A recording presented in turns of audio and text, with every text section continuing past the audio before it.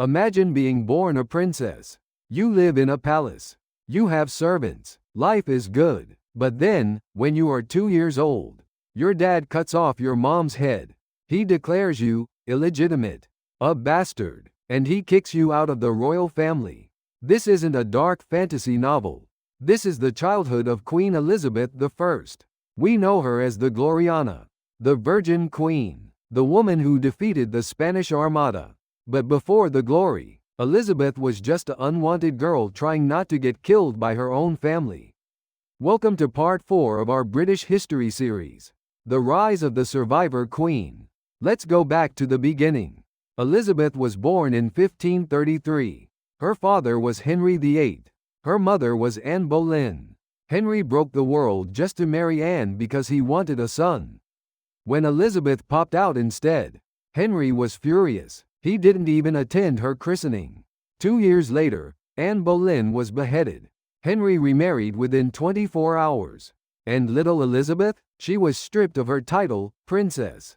She was just Lady Elizabeth, a living reminder of a traitor. She grew up watching her father marry wife after wife.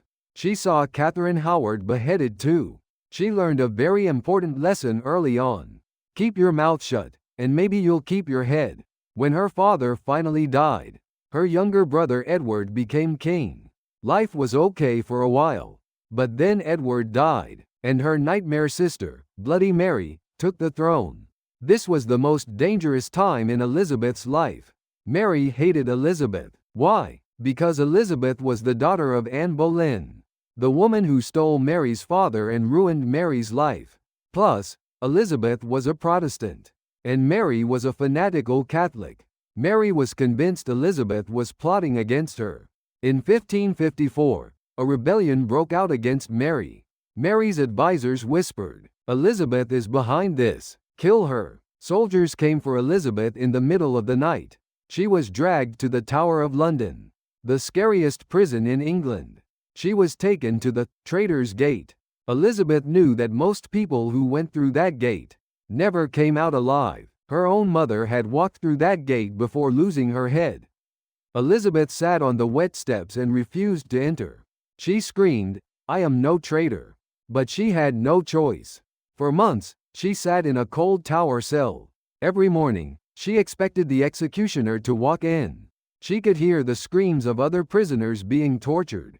But Elizabeth was smart. She was a genius at politics. She wrote letters to Mary pledging her loyalty. She went to Catholic Mass, pretending to convert. She gave them absolutely no proof to kill her. Eventually, Mary couldn't find a reason to execute her. So she released Elizabeth but kept her under house arrest. Years passed. Mary's health got worse. She had phantom pregnancies, cancer, and depression. Elizabeth just waited. She played the long game. And finally, on November 17, 1558, Elizabeth was sitting under an oak tree reading a book. Messengers rode up to her breathless. They knelt down and presented her with the royal ring. "Queen Mary is dead. Long live Queen Elizabeth." She was 25 years old. She had survived the madness of her father. She had survived the cruelty of her sister. And now, she was the queen. According to legend, she quoted the Bible.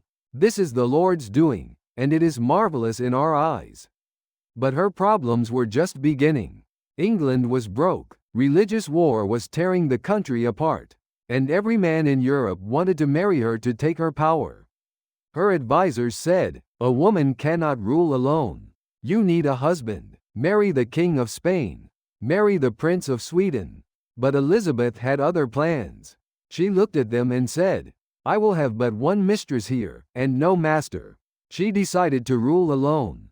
Or did she? There was one man, a tall, handsome man she had known since childhood.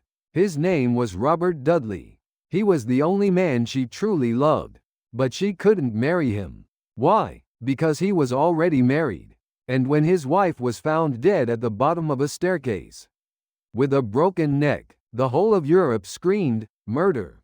Did Elizabeth and her lover kill his wife to be together? This is the biggest scandal of the Tudor era. And we are going to dive deep into this mystery in the next episode. The Virgin Queen wasn't as innocent as you think. If you want to know the dark secrets of Elizabeth's love life, smash that subscribe button right now. Click the bell icon so you don't miss part 2. Thanks for watching Savage Archives. See you next time.